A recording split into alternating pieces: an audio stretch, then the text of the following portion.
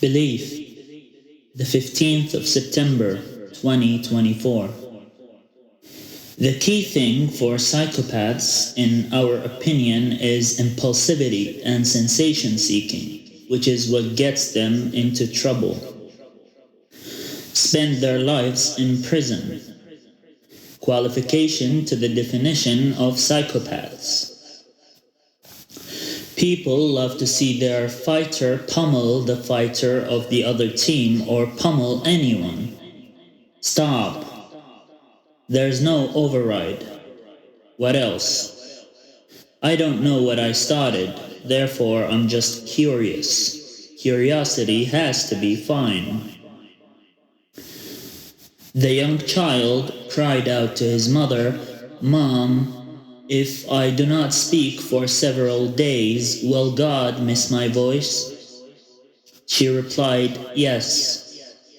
The mother continued, "You can't do it though. He hears your inner thoughts. Therefore, he will know that you spoke and will recognize your voice. Just stop." I'm supposed to stop something I don't know. Well, what was that? It was a joke. But you don't joke. But you don't joke, so it has to have had some truth to it. That's a good thing. What if the people you make fun of or the people you would prevent yourself of mocking would actually haunt you?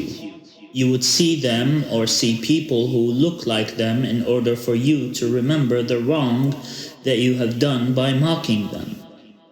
If a person continues to see the same faces over and over again, seeing people who look similar to that one person they had ridiculed, it is much more like it could be a curse upon them for ridiculing that person.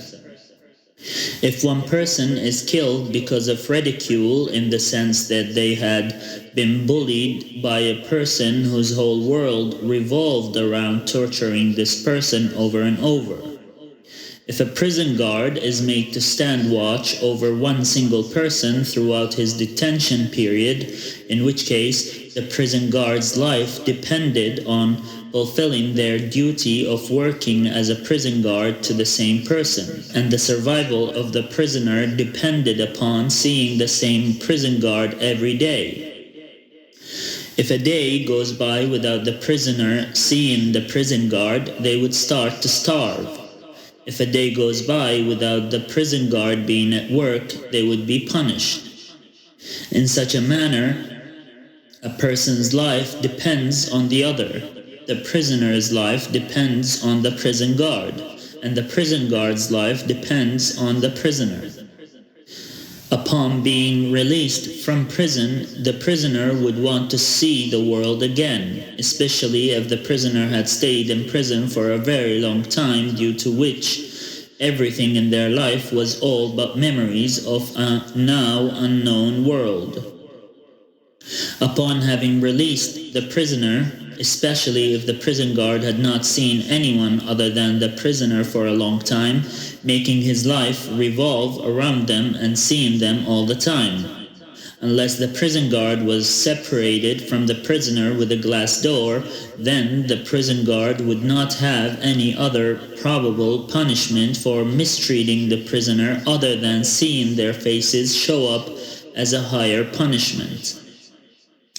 It is like being tormented to see the person they have mistreated being shown to them over and over that they would one day repent having mistreated them. But the fact that they have no control over the other person's will to forgive could determine this as an appropriate punishment for the punisher.